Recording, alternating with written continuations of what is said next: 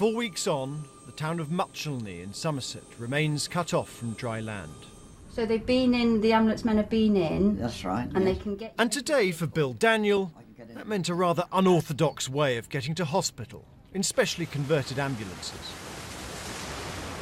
Why was this not done ages ago? Why have you only started doing this now? 2 days ago, the Environment Secretary came to Somerset and was heckled by residents upset at what they saw as government inaction.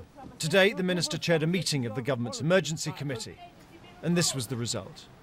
As we speak, the Ministry of Defence and the Department of Local Government are discussing how we could deploy specialist vehicles which could help some of those villages which have been cut off, to help people travel backwards and forwards, to get fuel and food in and out, and to help with transport from dry land.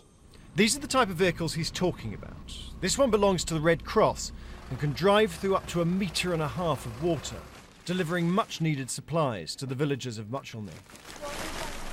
The government also promised, finally, that local rivers would be dredged as soon as possible, as soon as the waters are low enough for work to begin.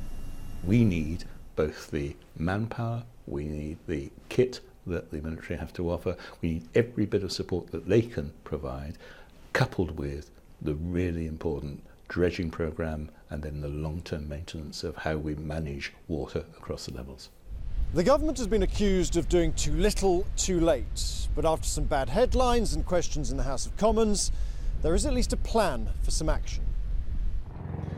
And that plan will be needed. Today in Wales, helicopters were working to shore up flood defences after the government warned of another weekend of bad weather and high tides that could affect the whole of the west coast. This is urgent work. We're facing a race against time. We're facing a race against the tide as well, ahead of the high tides that are facing us over the coming weekend. And for the communities that live behind the sea defences here, then it's important that we do as much as we can to reduce their flood risk.